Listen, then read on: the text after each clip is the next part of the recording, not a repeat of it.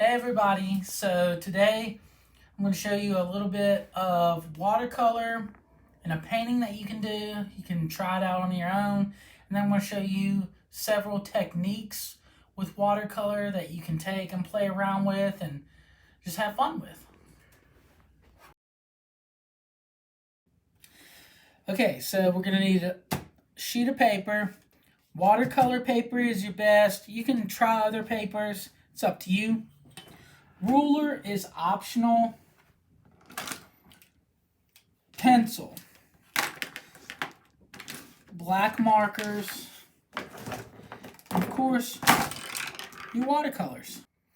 Okay, so I'm going to put a link in this video for an outline of the gemstones that we're going to do that you can just print off if you want to try it that way. If you want to draw your own, I'll show you how to do that.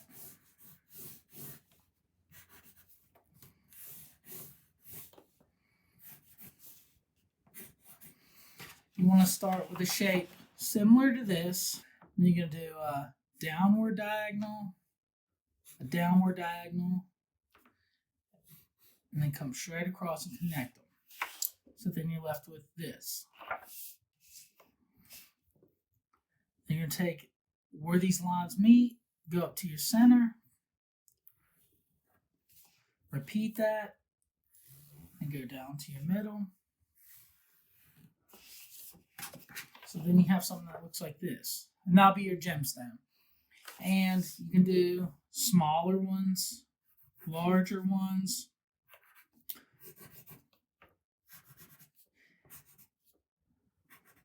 Gems grow in all different directions and shapes.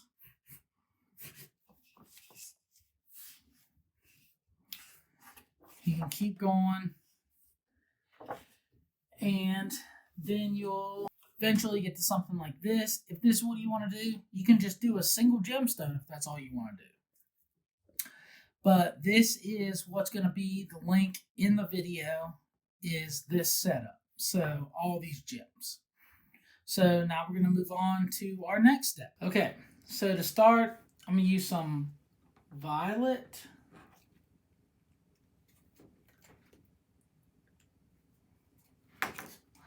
And some Persian blue. And whatever watercolors you use is fine. They don't have to be these exact colors. So there's a couple ways you can start with watercolor. You can take just clean water, no paint in it at all, just wet an area. Then come back and grab a little bit of your color.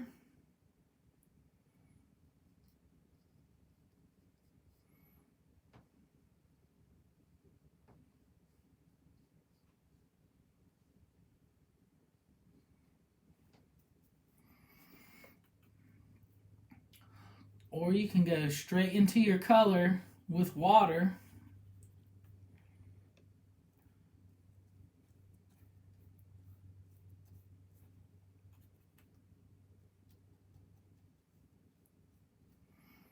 And one thing you want to remember with watercolor is you don't want to saturate the entire thing and fill it super full of color. It's all about layering, so you want to get your layers on.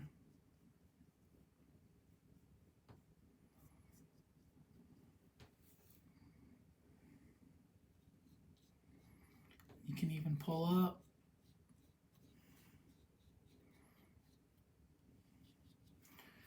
Now if we want to go into some of the blue,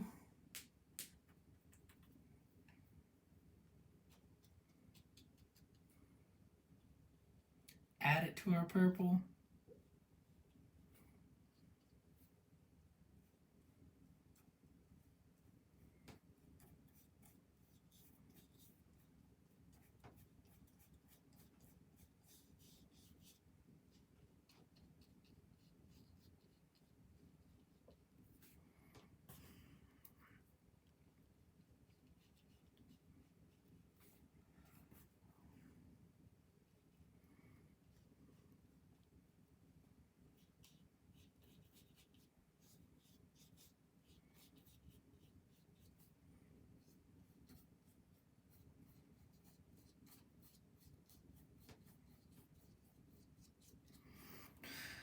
Okay, and one thing you want to keep handy, paper towels. Say you get a heavy spot somewhere, too much color, just re-wet it. You can dab it off. Take primarily all the color off.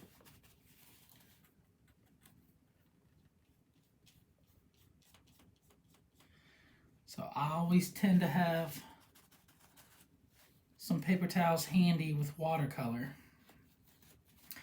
And if you don't want to mix, try to mix your blues and your purples. For this first layer, you can just go through. Let's just go through and wet the entire thing. Now that I have some color in my brush, you can kind of see where all the water is going.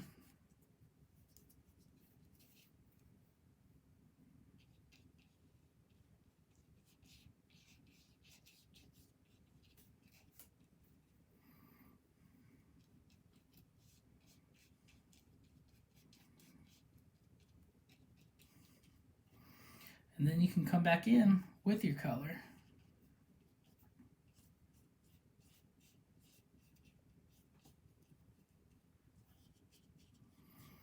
And if you just want to do one solid color, lay down all your purple first.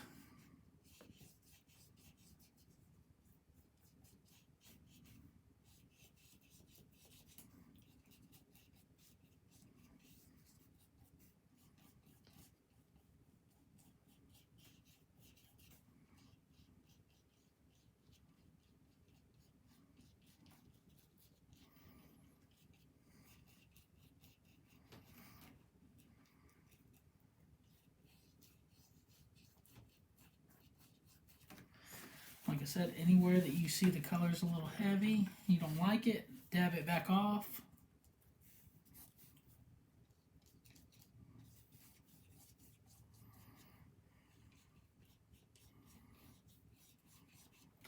Then we can just let this dry, and then we'll move on to the next layer. Okay, so while that dries, I'm going to show you guys a couple cool techniques you can do.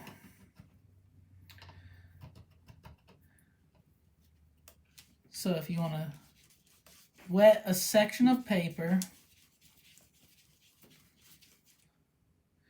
I got a little bit of black over here. I'm just using black because it's easier to see on camera.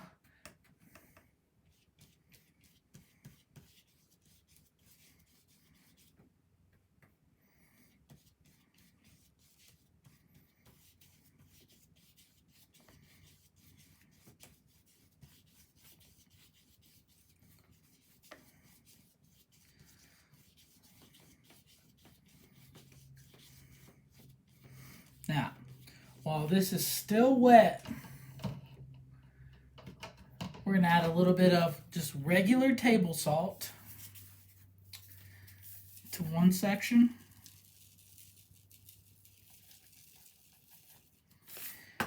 And then I have a much more coarse salt I will add to this section. Now we're going to let this dry and we'll see what it looks like. Okay, so here we are. After it's all dried, I've rubbed all the salt back off of it. If you look down here where we did just the regular table salt, you can see the little mini, I think they look kind of like snowflakes, the texture you get, and then obviously using the coarser salt, you get bigger areas that look like this. So just play around with putting salt on it and see what kind of results you get. Okay, so the next technique that I want to show you guys is you're going to want to take just regular water, no color in it, and wet the side of the area.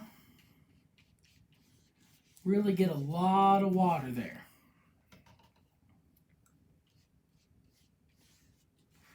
You want it almost puddling on your paper.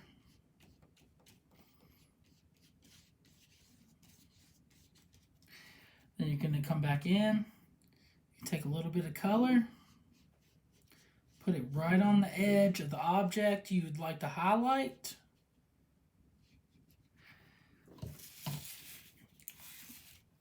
Then take a deep breath and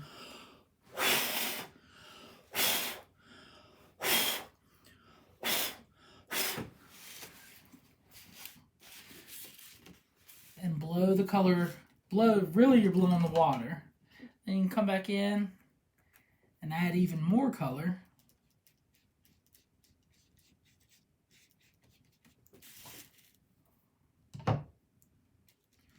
More color, more water.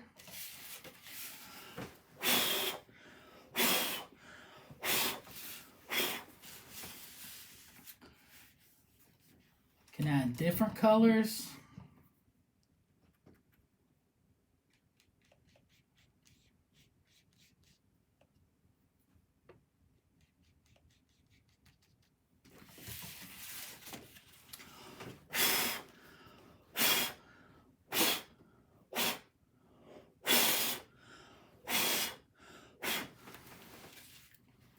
And you can get an effect like this.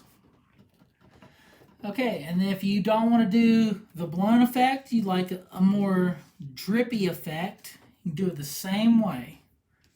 Soak your paper till it's puddling, just with straight water, no color.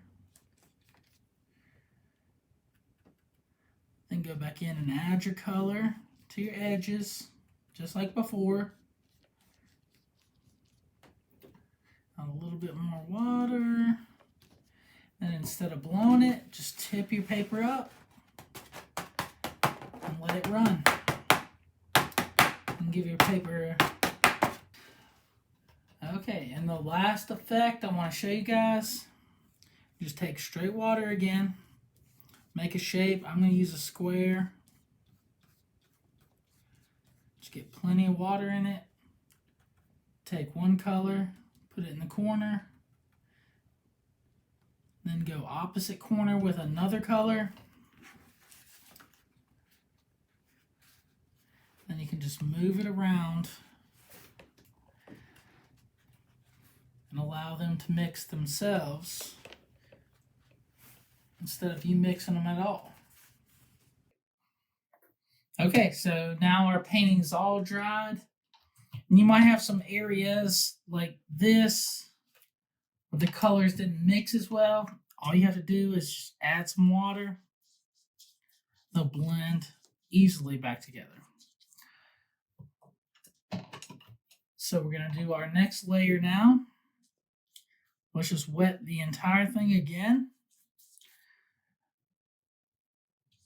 with water, no color, just straight water.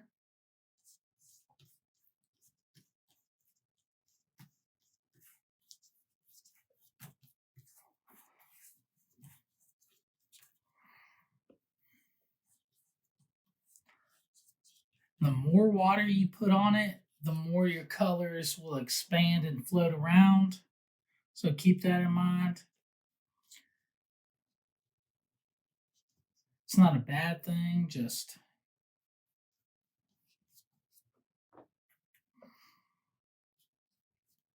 and then look where your colors were before.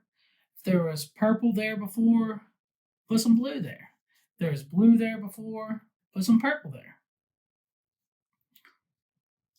If you don't even want to use these colors at all, feel free to use whatever colors you'd like.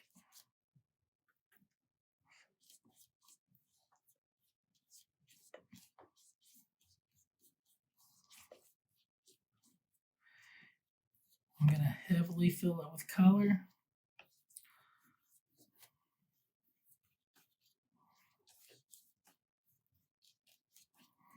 Then I'm going to go back with my paper towel. Lightly, just dab it off. So then you're left with something that looks like this. Okay, so once this dries, what I'm going to do is go back in and any lines that have kind of been overshadowed by the watercolor. Just darken them back up again. I'm going to take a thicker marker and go all the way around the outside.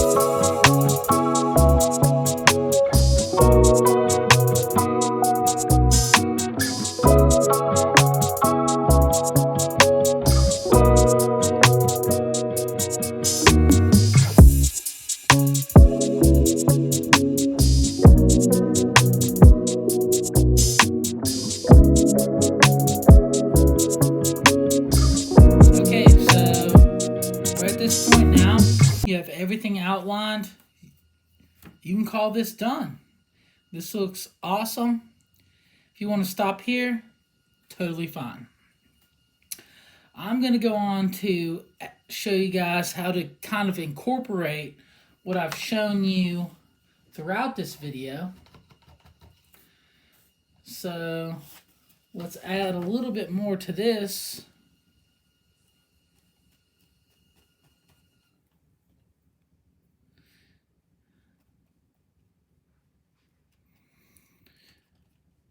And add some water down on here on the very bottom.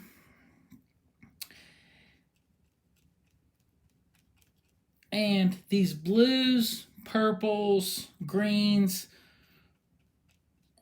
are what is considered colder tones.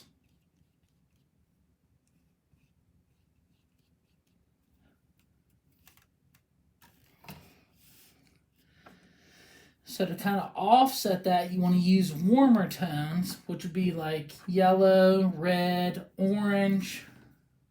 So I'm going to take a little bit of orange, a little bit of red.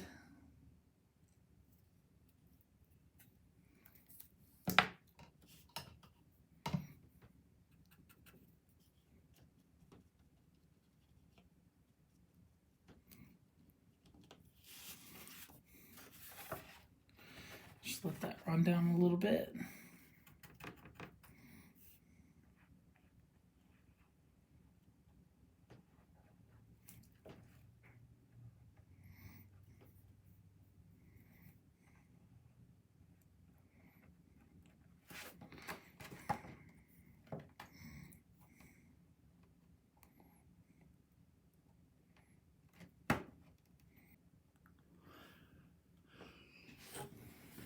Okay, like I said,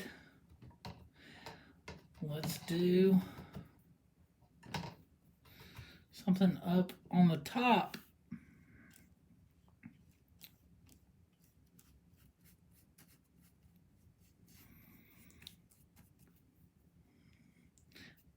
I just love offsetting the cool colors with some warm colors. It just really makes whatever you did your cool colors in pop out a little bit better.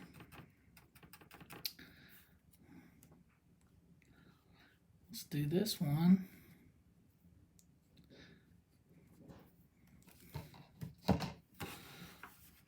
Let's move that color around a little bit.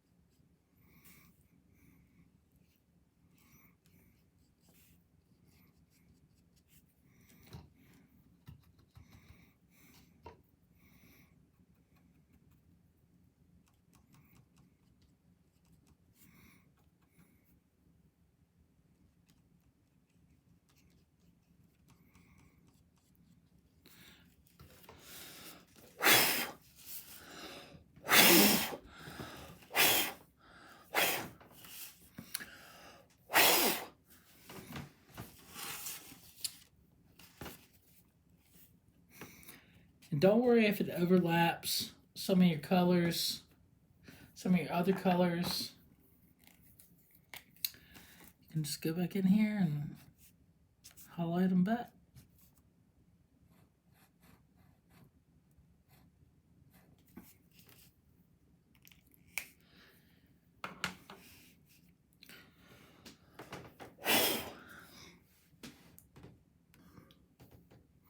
And at this point, you can even, if you want to sprinkle some salt in there, give it a different look, experiment around and see what you like. All right, and then the same way that we made different layers with our gems, we can do the same thing with these effects. So now, say you want to add some yellow.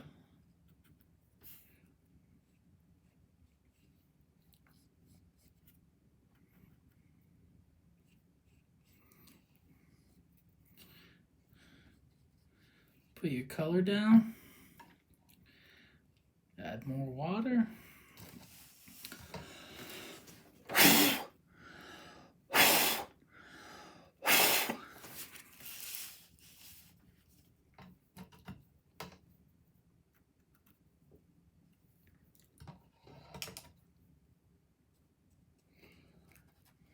Do the same on the bottom.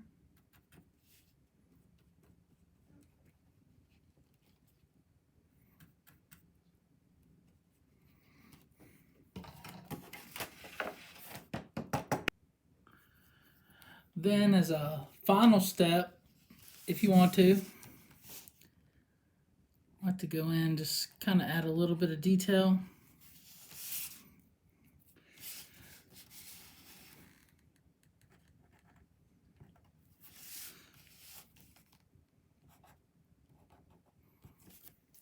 Just a couple striations.